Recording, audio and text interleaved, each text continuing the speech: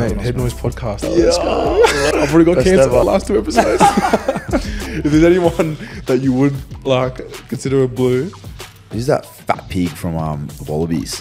What's his name? I remember I kind of walked into the sheds and I was who's this guy with a filthy mullet? Literally, filthy mullet, chipped tooth. Sorry, bro. Sorry, bro. That's me, bro. Just a goon. Everyone's got it. Everyone's got HeadNoise. HeadNoise podcast. Subscribe. Yeah.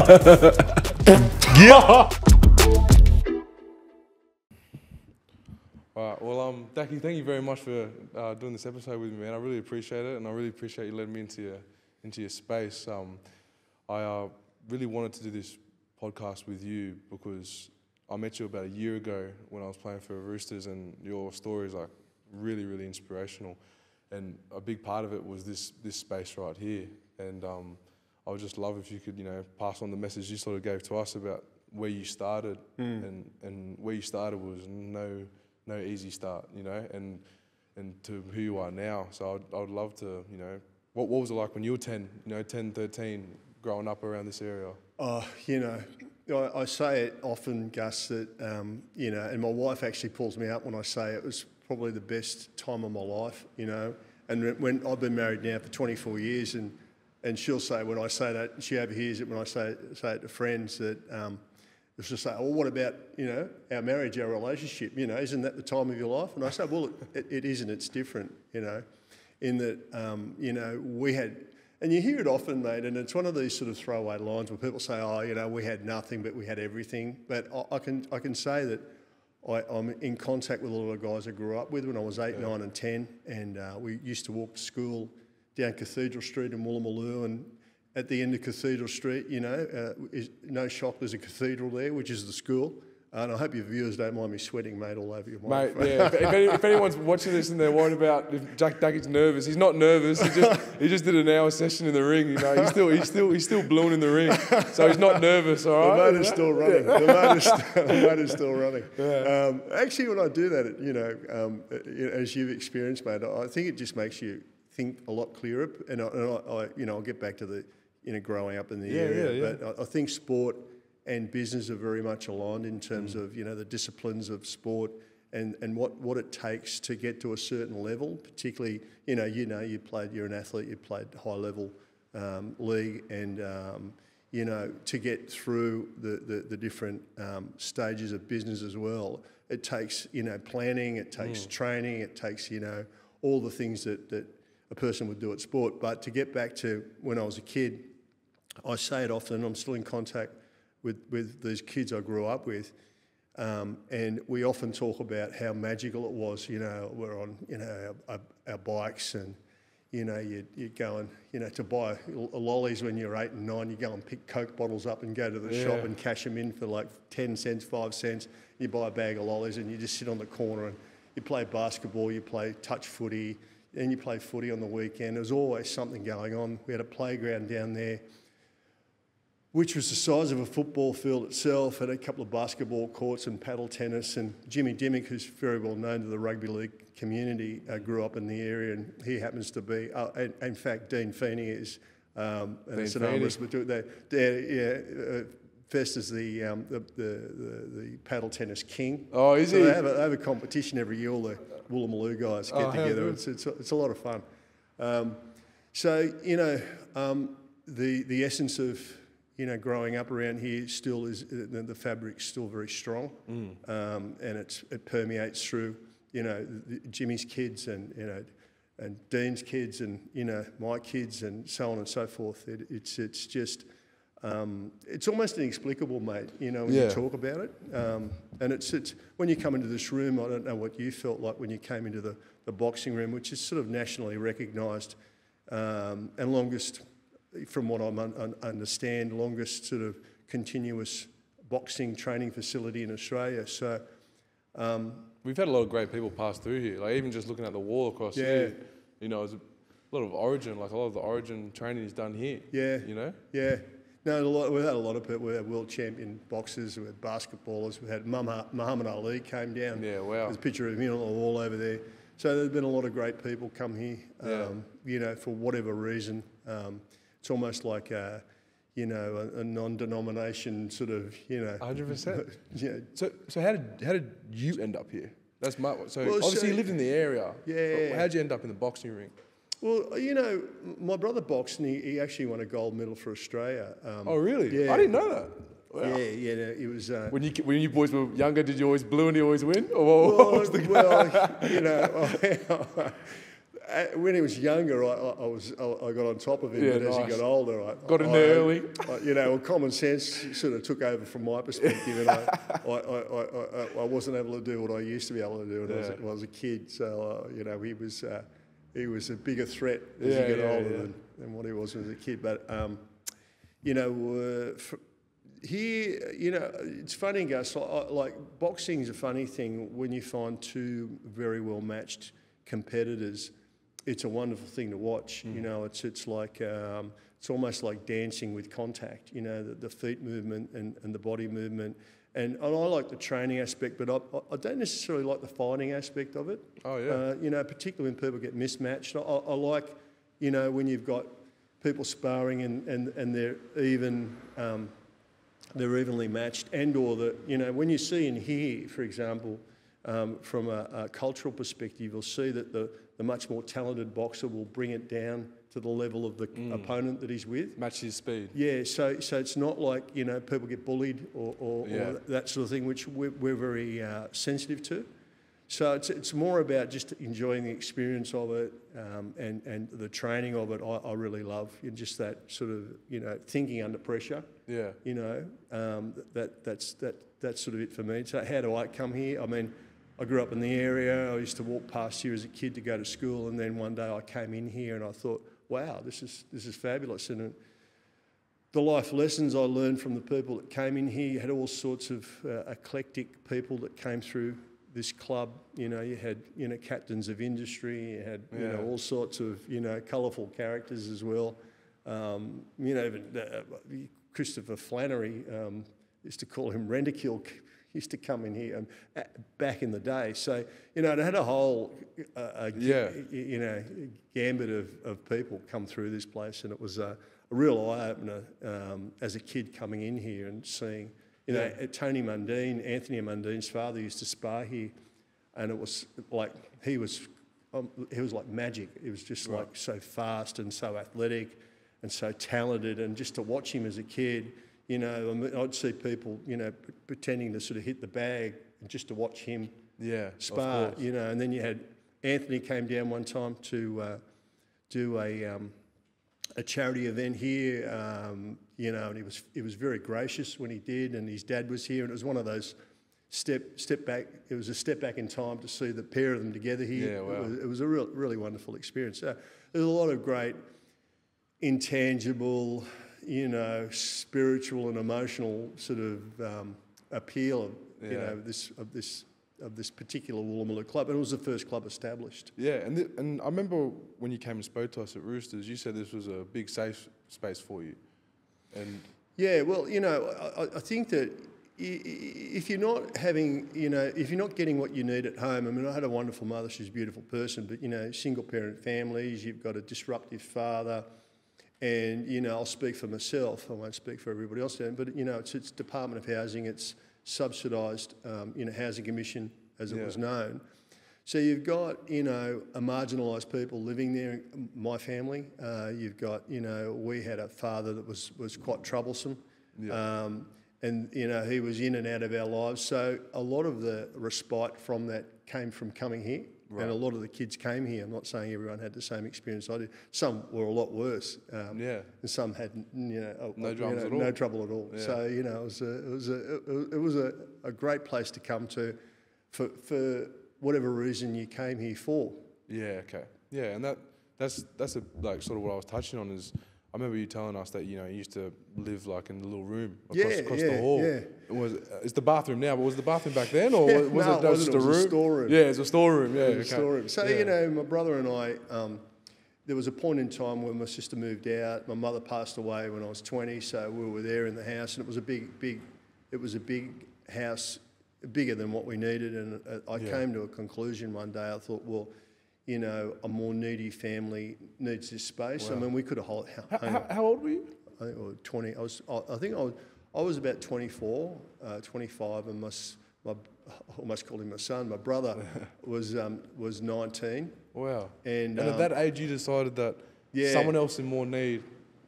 Well, mate, it was. That's a big thing to do at 24. Well, the other thing too, Gus. I mean, it's like jumping off the cliff in your life. And I call them moments of truth. That was a moment of truth for me in my own heart and mind. I sort of thought to myself, well, someone else needs this more than what we do. We're both working. We need to get out of here, mate. They say the necessity is the mother of invention. So I went up and, I went up to the Housing Commission office and I said, mate, I want to terminate the lease. Wow. And he said, what? And I said, yeah, no, I want to terminate the lease. He said, my brother and I gave us a week and I signed the form to quit the house. Wow. And I came home and I said, we're moving out. And he said, what do you mean we're moving out? I said, well, we're going in a week. He said, what? I said, no, we're out. We're going to find somewhere else to live. I said, I just don't want to be here anymore in this situation, subsidised housing when we don't really need it.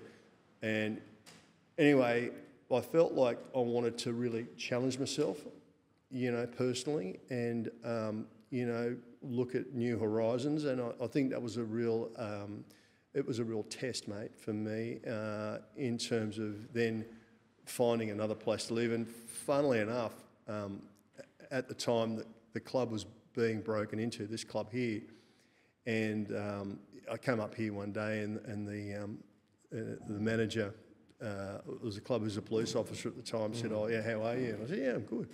He said, what's going on? I said, oh mate, I just terminated the lease at our house. I've got to find somewhere to live.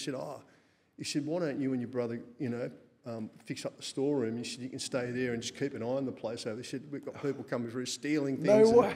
Yeah. Wow. And I said, that's amazing. Yeah.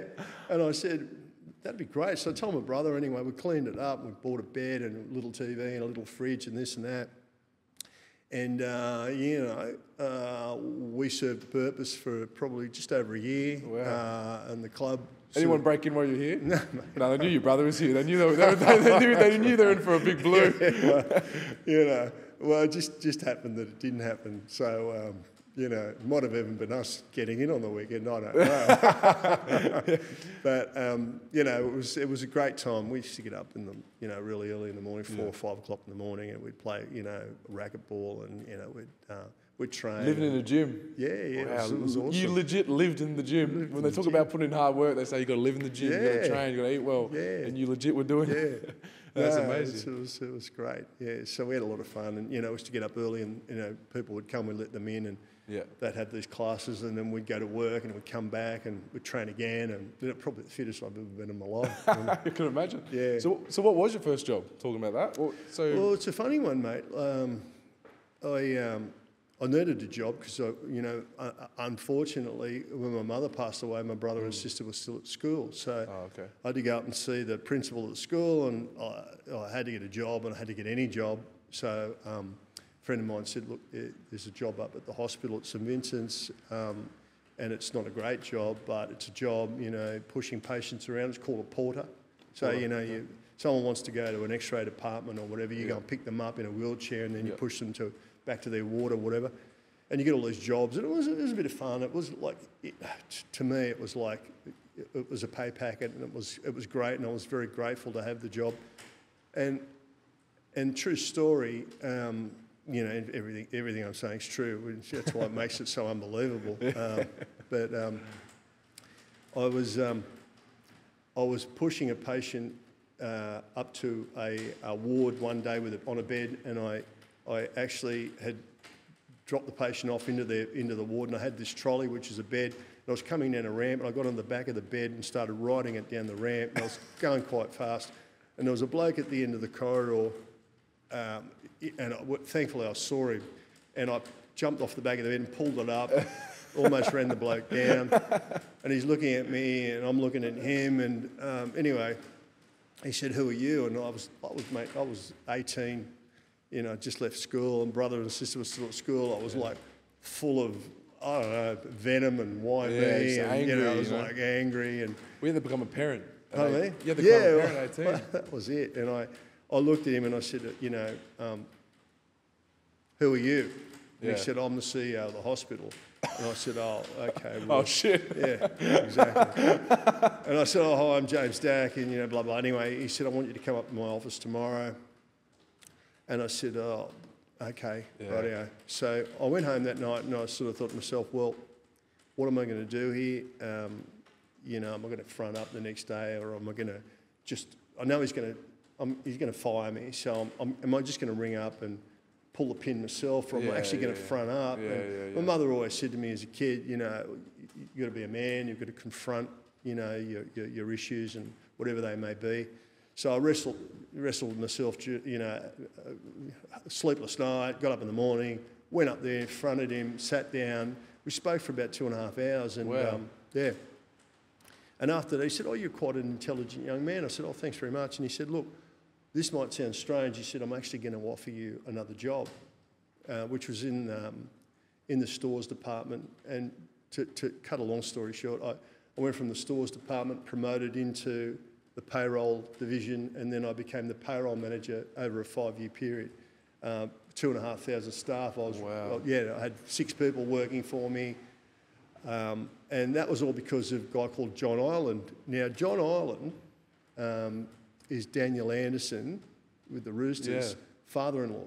Wow. Yeah. That's the connection. That's the connection back to Daniel. And we talk about it often. And, you know, unfortunately what happened to Daniel, honestly, if you want inspiration, you talk to Daniel Anderson. He's definitely on the list. He's definitely on the list. Well, mate, I don't know if I'd be able to manage you know, what he's experienced and come through it the way he has. I think that it's incredible, incredible what he's done. 100%. But yeah, so from there, John Ireland was really golden ticket. Incredible. Golden ticket. It was a real moment. It was a real pivotal moment in my life. And him and I still talk. We go to lunch, and you know, we talk about that moment.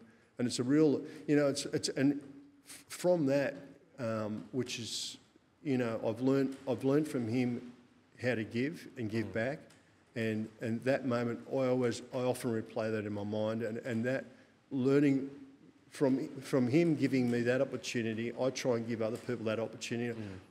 I'm nowhere near as good as he is, but I try very hard to convey that same sort of message and intent. Wow. Yeah, no, well, 100%, Dack, you definitely do.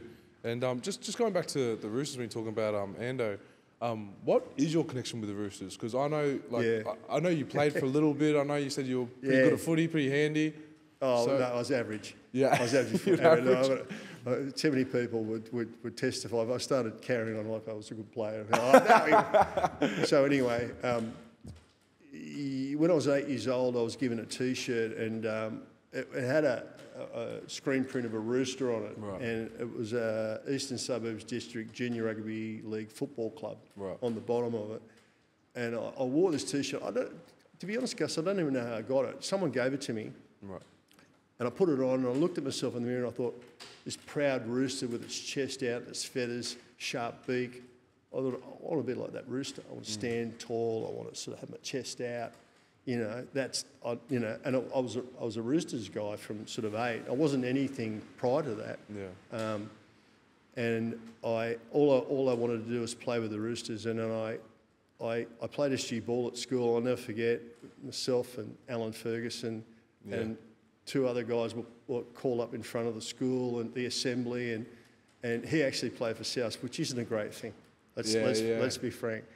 And myself and another guy play with the Roosters, and him, Alan Ferguson, I'm pointing up there because there's a picture of him up on the wall up there. And another guy called Tony Studden were pulled up in front of the school, and the 4 of us were sort of going to clap, and all that sort of stuff. And I can't tell you how proud I was, Gus. It was just a real moment for me. And in that moment too, you know, I thought to myself, I'd love one day to be graded, and then I tried out one year after I was playing park footy with Bondi United. We won a couple of comps. It was fabulous. I loved playing footy in the park, particularly with Bondi United. And I thought, I'm going to try out here. And there were like literally 250 people trying out for like 50 spots, you know what I mean? And So what grade was that? What grade was that? Was that first grade, second grade, and it was the under 23s. so it was all opens though? Yeah, and it was like you just moved through the different grades. A lot of first graders would come through the under 23s, Yeah. you know, and play themselves back in, like Yeah, they come okay. back from injury and stuff like that. Yeah. And I thought, oh, you know, if I made this, it was like, in my mind, it'd be like a great moment. It was a moment of truth, and I'll never forget, we played against Cronulla. It was like the last trial, and I thought, I'm just going to give it everything I've got here. And I sort of thought, in the end, at the end of the game, I thought, that's all I can give. And when they read the names out, I was one of them, you know, and they, like, you know, it was like,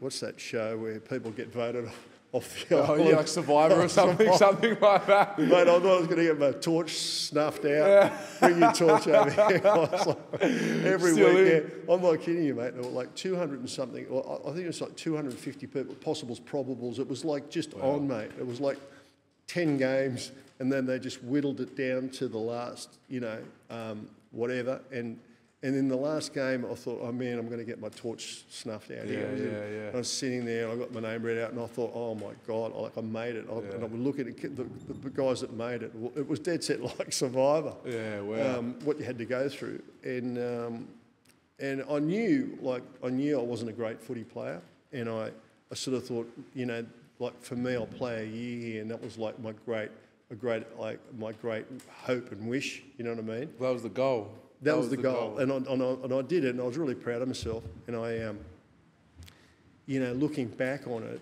I was really proud to carry the bag and go into the stadium, play it, you know. Wear the uniform, wear the polo. All of that, you know. And I've always had a strong, you know, contact and connection with, you know, a lot of the guys at the Roosters. You know, Nick Politis particularly, I've gone back and thanked him personally on a number of different occasions for, you know, supporting the club the way he did, and giving people like me the opportunity to wear the jumper. So someone's got to pay for the jumper. Exactly. Someone's got to pay for the socks, the bag.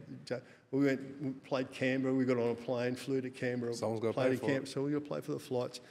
And I, as you get older, you look back at it, and even the guys who used to run the water when you played as a kid, you know what I mean? You used to go, oh, let's get out of the way, you know what I mean? Yeah. And all the efforts and energy that those people put in, you know, the yellow shirts, Stevie Driscoll's one of the, mate, I've never seen a bloke do so much, you know, unpaid for a community.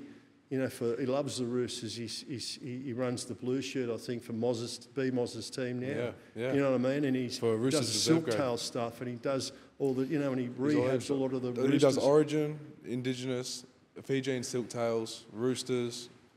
Makes your head spin, doesn't it, when you think about it? Mate, well, people are really in love with, you know, the game. People are obsessed with the game, and it's a big part of forming communities. It's a big part of what's, you know, forms you. Oh man, I you know, seriously, it was a real, you know, honour and a privilege and a real moment for me personally. You know, just sort of test yourself.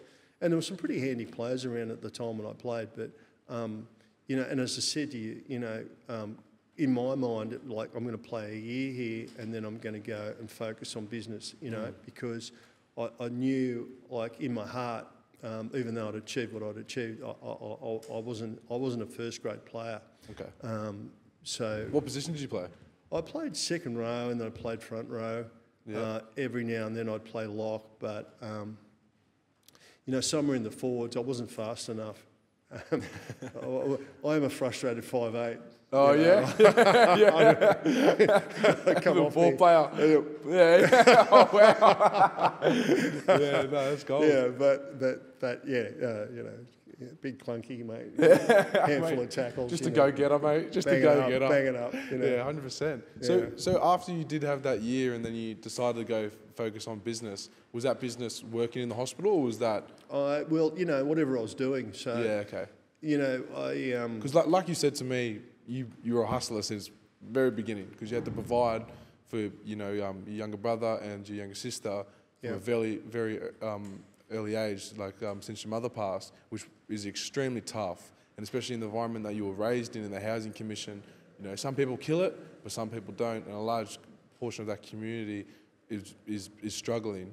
And you were part of that. And like to make that work, because this podcast is called HeadNoise. So the HeadNoise you would have been having and the thoughts to yourself about, man, I should just get up and leave, you know, that's where I find the inspiration. That's why I find it like really inspiring. Your journey is like, hey, you didn't just call it quits. Hey, you got up every day, figured out how to get some food, figured out how to get some, you know, money on the table. Like that's the amazing part for me to about your journey. That's why I text you and ring you and interested because, you know, it's tough.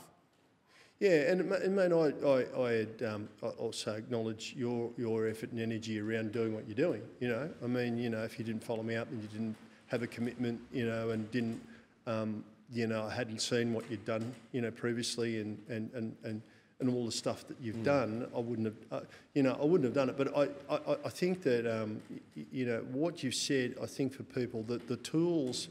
The most important tools are the tools that are between your ears, you know, how you think and how you feel, because if you think you can or you can't, you're right. Yeah, you know what I mean? Yeah, usually right. Yeah, so, you know, if you think you can't do it, then, you know, yeah, you're right. If you think you can do it, yeah, you're right. So it's just, you know, from growing up here and seeing what I saw and going through the experiences I went through, to your point with HeadNoise, I think the ability to be able to sift through all of that and subsequently extract all the negativity from your thought patterns. And I did this, and a lot of the time I used to live inside my own head. Like I would not let the outside noise and the screaming and the yelling of my father and so on and so forth get inside me. You know, so I'd put a shield around myself, almost like AirPods, you know, put them in, and I'd screen it out, like I'd literally screen it out, and I would have a strategy around that. Yeah. Even as a 10-year-old. It's a big part of it. It's huge. It's everything. From like you say, from, you know, elite athletes to business people. Everyone's got it. Everyone's got HeadNoise. Like, you know what I mean? Everyone has to. And it's the ones that deal with it and, you know, hone it. You know, some great people like you know, talking about boxing, Mike Tyson.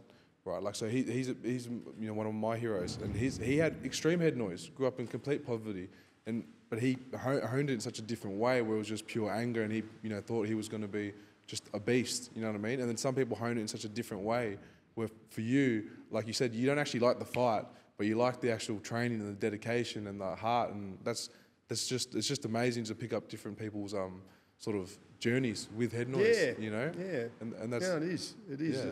I totally agree with you, mate. I think you know, you talk about HeadNoise. When HeadNoise takes over, and it's negative and it comes in waves, and you don't know how to deal with it, and it stays. All your thoughts and your memories stay with you. You know, so you know when they pop up, how you deal with them is, you know, you're either accepting them as part of what's happened, and subsequently, you know, being, you know, grateful that you're able to move on from that, or you're stuck in second gear and you're crunching your gearbox with that memory, and you're just like static instead of going to third smoothly, moving from second to third to fourth, and then going to overdrive, which is the back end of your life. You know, when you know, I don't know how many times, I can't tell you how many times I've seen kids that have grown up and they become their parents. And they go through the same cycle. You know, when they say breaking a cycle, it's the same thought patterns that you're reliving when you are a kid that you were taught, and then subsequently teaching them to your kids. Exactly, and they'll right. So there's got to be a break in the pattern. Exactly right. That's part of your HeadNoise thing, which I think, you know, that the actual term HeadNoise and your podcast it's great, which sort of drew me to it, you know, thanks, when you asked me to do it, because I think it's a big part of everyday living. Yeah, 100%. And like you just said before, around you repeat the behaviour or you change the behaviour, and that's the difference with, you know, a lot of trauma and things that you've gone through. Is a lot of majority of people, I would say majority. I'm sure there's a stat out there somewhere, I don't know it, but I would say a majority of people repeat that behaviour that they're taught, and the cycle doesn't break. So kids that were abused at a young age, or kids that, you know, grew up in a violent situation, sort of repeat that behaviour. You know what I mean? And it's amazing to see someone like yourself, where I don't know all the details of your thing, but you've broken that. clearly you've broken that because, you know, like you started in a very low area to the top of the hill now, you know, and that's amazing. You know, I got a mate who I've got a lot of respect for, and he's a close mate, and he had his heart started twice. You know, he was you know, involved with, you know, all the things that, you know, young people get involved with when they, you know, when they're growing up. You know, all the wrong things. You know, drugs and alcohol. To a point, as I said, he had his heart started twice. Was all over the shop, and subsequently. Got to a point where he and the first part that I've noticed about it of having a problem, the first part and the most important part is actually admitting you've got one yourself. Okay. And when you've done that, then you're able to actually get your head around the idea of being able to try and help yourself. Because if you when you help yourself, you're actually helping everybody around you. Making everyone else's job easier. Absolutely. So helping you and recognising you've got a problem, which this person did. So the more important part about that is that this person not only confronted his issues, he went to university for 5 years and became a trauma counsellor. Wow. Now, it's one of the very few times, and I spoke at his birthday, and it's one of the few times where the actual patient becomes the healer. Yeah, yeah. 100%. And to your point with the HeadNoise podcast, that to me is a really powerful transition from where he was to where he is now, actually going back and understanding what it was all doing to him, and on two separate occasions having your heart started when you've had a cardiac arrest and coming back, and then acknowledging all of that, going through the processes that he's gone through, and then going to university, and he's got his own office now, and people come to him, and in a real sort of tangible sense, he's able to understand how they feel and treat them. Yeah. You know, so I got a lot of admiration. Now, no one would know who he was. He'd just be walking in the street like any other person. But, you know, if anybody deserved some sort of medal, you know, whatever, Order of Australia, whatever you want to call it, my book, it's guys like him, people like him that actually, you know, stop all the trauma that they've experienced and whatever they're spreading, permeating into everyone else's lives. Exactly. And it's then infectious. in fact, it's infectious. Stopping that, it's infectious. It is infectious. And then stopping that and helping other people. Yeah, yeah. That's. So he's doing completely the opposite of what everyone else would do. You know, when you grow up with that sort of traumatic situation that, you know, as you say, you know, you're just repeating all the learned behaviours. Yeah, exactly right. Exactly right. Now, we'll wrap up soon, but I also just want to talk about your book. Yeah. So your book, I forgot the title, was The Shadow, what was it? Sunshine and Shadows. Sunshine and Shadows. So talk a little bit about that. So what's that book about? Well, you know, it's about the story of my brother and myself, and, you know, funnily enough, you know, the book came into being because of a guy called John McLean, who's a wheelchair athlete, knew my brother and I independently. Oh, yeah. And John knew me and my brother, as I say, independently. I mean, he knew my story, knew my brother's story. And he said to me one day, he said, "Oh, mate, you'd really love to meet a mate of mine, blah, blah, blah." I said, yeah. Who is it? I said, "Mate, it's my brother." He said, "Oh." How funny is that? It's weird. And it gets stranger, like in that, so his wife worked for Murdoch Books and told her about us, and then she spoke with us, and then Murdoch Books approached us and wanted us to write a book. And then... Also, was it co-written by both of you guys? Yeah. Yeah, awesome. So what had happened is 10 years prior to this, there was a guy who was training in the park down at Rushcutters Bay, and he was telling us about a book he'd written. It was about Tilly Devine, and I think that a lot of those Underbelly series was written about that, his book. Okay. And I said to him, we're all training down there, joking around. I said, "Oh, you'll write a book about me one day." I started laughing. Yeah. And everyone started laughing. Anyway, 10 years later, I'm approached by Murdoch Books with my brother to write a book, and they said, "Oh, well, you know, have you got a writer?" And I said, "Well, I got a mate who's I'll talk to," but he was actually writing Johnny Lewis's book at the time. Oh, really? Yeah. Wow. And he said, oh, man, I'm halfway through this. I'm sorry, I can't. I said, and I came back to them. I said, look, he's busy. I've got no other options. And then they said, what about this guy, Larry Reiter? And I said, are you kidding? And they said, no. They said, he'd be perfect for the book. And he was the guy 10 years ago in Rushcutters Bay Park. Wow. That I said, you'd write a book about me one day. Wow. Okay? Wow. So anyway. That's freaky. It is. And a lot of things like that have happened. We haven't got 5 hours on your podcast to go through all the other Maybe another day. Yeah. But you know, it's just let the universe in and it seems to just take care of itself. But in further addition to that, Larry came to me not long ago and he had a real estate problem. And I helped him fix it. He had a big property in Rose Bay and so on. And I got a guy that I recommended to them to sell the property, and the property sold really well. Okay. So he took us out to dinner down at the Finger Wharf, which is where I grew up. Yep. And he knew that because he wrote the book about us, my brother and myself. Yeah. So my wife, myself, and the guy that actually sold the property, who sort of came to me a couple of years ago through Jeff Dixon, who used to be CEO of Qantas. Referred him to me a couple of years ago. He wanted to come and have a cup of coffee and talk about real estate and stuff. Anyway, we're all at dinner, and then he's asking questions about what Larry did, and he said, "Oh, you wrote James's book?" And he said, "Oh my God," he said, "I was given James's book like 5 years ago to read, and that's the reason." He grew up in some where was it? Wagga. Grew up in Wagga. Given the book in Wagga, and his father said, read this book. And he said, if you want to make something of yourself, have a read of this. Wow. So he read it, and then he came out of Wagga and got into real estate, so the story goes.